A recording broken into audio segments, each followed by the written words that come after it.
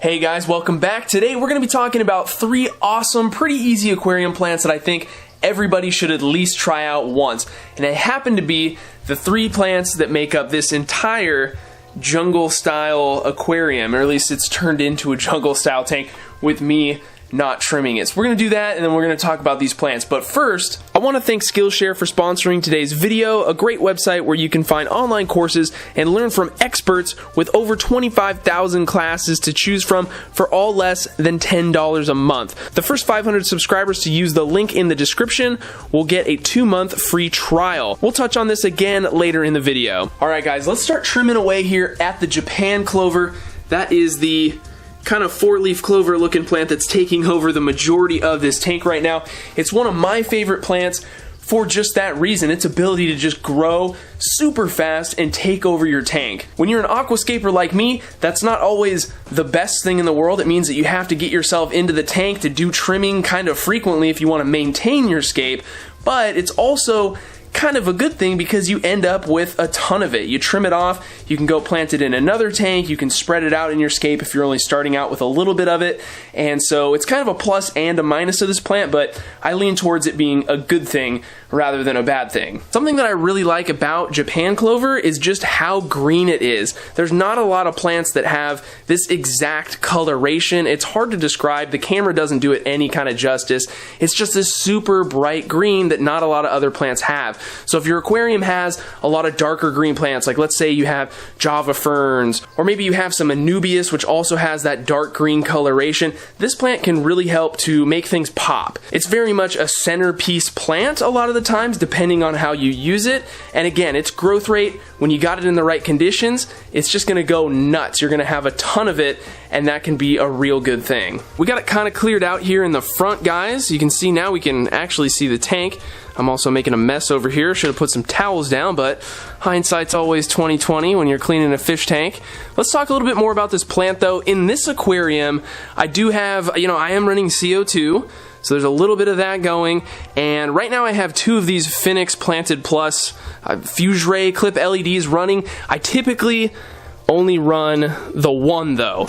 So this isn't a super highlight setting, especially right now because we have all of this plant cover down here really shading the aquarium. Not ideal, but you can tell that all 3 of the plants that we're talking about today are doing absolutely fantastic. I mean, we'll talk about those later, but highlight is not a requirement for them to grow. Highlight is going to change the way some of them appear and overall do in your aquarium, but the Japan clover is not a plant that requires a ton of light.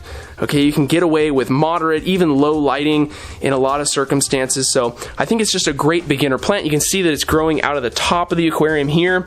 Very cool. That's kind of an in thing these days, is to have immersed growth coming out of your tank.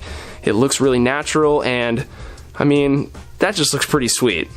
Here's all the trimmings that we have down here. This is a nice handful of Japan clover, and that could go to start in a new tank, or if your aquarium is larger than this one, and let's say you just started out with a little bit of it, you got it growing, now you have some extra to plant around your aquarium and really fill things out. Now that I have most of it trimmed the way I want it, we'll probably do a little bit more later.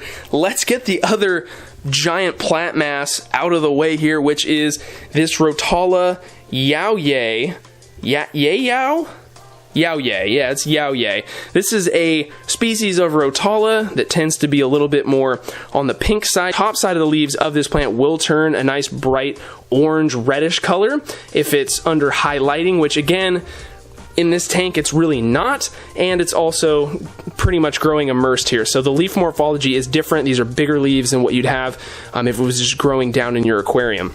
Let's chop this stuff out of the way. It's turned into a complete weed in this tank. I just had a few stems of it poking out from the back here when I originally planted it, and it's turned into this gigantic mass that is very much shadowing our tank. Let's go ahead and turn this light on just so you can see an example. So there's both the lights. Let's move this out of the way. Okay, that wasn't very dramatic, but I'm telling you, Getting this out of the way is really going to let the light come down here and hit the carpeting plant that we have down here, and we'll talk about that one next. But I want to show you guys a comparison of this Yaoye, which is kind of hard to find. I had to get this on eBay from just a random seller. Kind of a more rare plant, if you will, but you can find it. Something that I really like about most of the Rotala species that I've dealt with is that you don't need a ton of it to get started and to end up with a lot of it. So over here in this aquarium, it's kind of hard to see. There's some Rotala Hurrah, or H-Raw, or however you want to say it. There's also some Rotala Green over here. Started with very few pieces of that, and only, you know, a couple months later, we have a decent amount of it. We can start topping them off and then putting them in other tanks. So over here is the Rotala Hurrah. You can see that it has this kind of orange, yellowish, reddish kind of combination of colors here. Again, not a super highlight aquarium. So if we turn this Fluval 3.0 all the way up, cut these stems down, of course, we would get a much darker red, kind of orangish coloration. The Hurrah is very similar to what we have upstairs, which again is the Yaoye. Now to compare, let's check out some Rotala Green over here.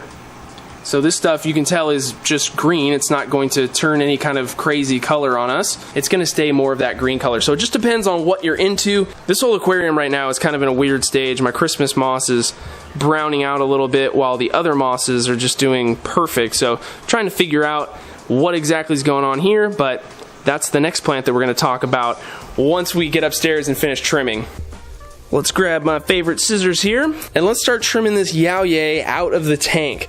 Now again, we're going to go down just to where kind of it pokes up out of the water, and we're going to trim that off. So we're going to get a bunch of extra stems here that again, we can go put in that tank downstairs, we can use to start a new tank, or if this aquarium was bigger, we could use to spread around the tank and fill things out. So again, this Rotala is not a plant that needs to have crazy highlight. It's going to benefit from it. You're going to get the best coloration out of it if you do. But besides that, I mean, CO2 optional. Of course, if you use carbon dioxide, you're going to get faster growth rates. In general, your plants are all going to be happier and healthier.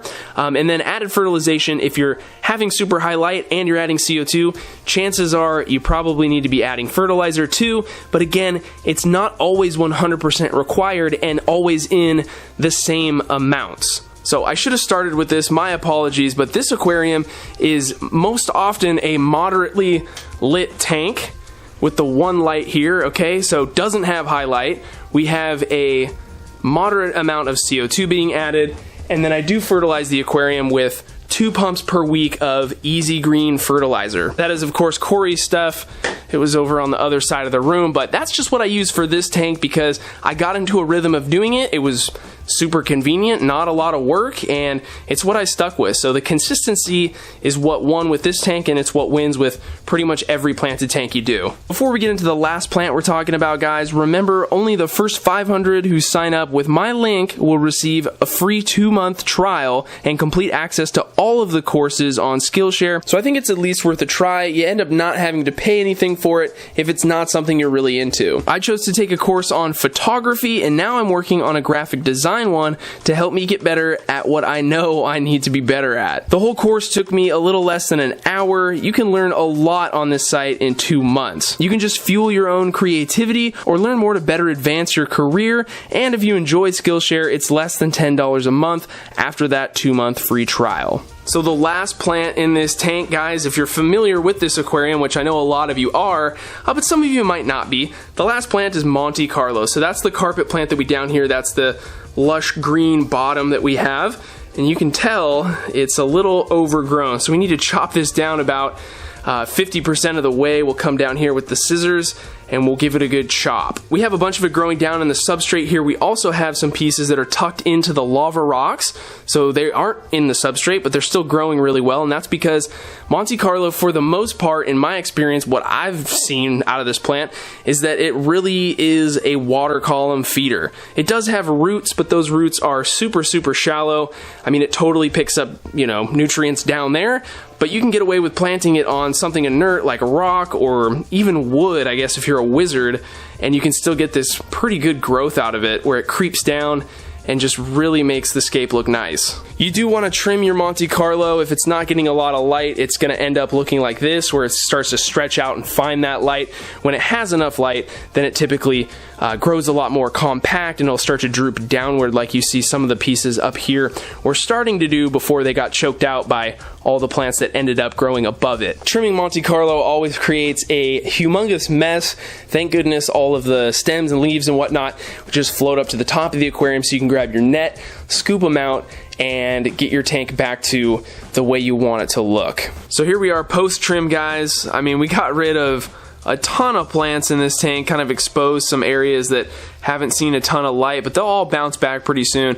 I'm gonna go ahead and say Monte Carlo, unlike the other two, is a plant that you want to have some kind of added fertilizer to help it get going. I mean, especially if you're going to be doing stuff like this, planting it not in a nutrient substrate, it's just going to help round it out and get it going faster. That seems to be the biggest hurdle for Monte Carlo, is getting it to the point where it is actively growing. It can take kind of a long time. So the fertilizers help, obviously the CO2 helps, and having a decent light source helps as well, but I'm just going to throw that in there. I ended up taking a little bit of that Japan clover and throwing it over into this back left corner to kind of fill things out a little bit. It seemed a little bare, but other than that, now it's just time to, you know, keep doing what I've been doing with this tank, which is just a very infrequent water change of about 50% once every 2 weeks, add my fertilizer, and make sure that my CO2 tank is filled up and always bumping. So yeah, guys, I think that's gonna do it for today's video. I hope you learned something new. Maybe you got a couple, 3 good plant ideas for a new tank you're working on, or maybe you're trying to just fix up an existing tank that you have, pick some good plants. So I hope it helped. Don't forget to subscribe if you're new, and check the links down in the description for any of the parts and pieces that we talked about today. Thanks again for watching, guys, and we'll see you next time.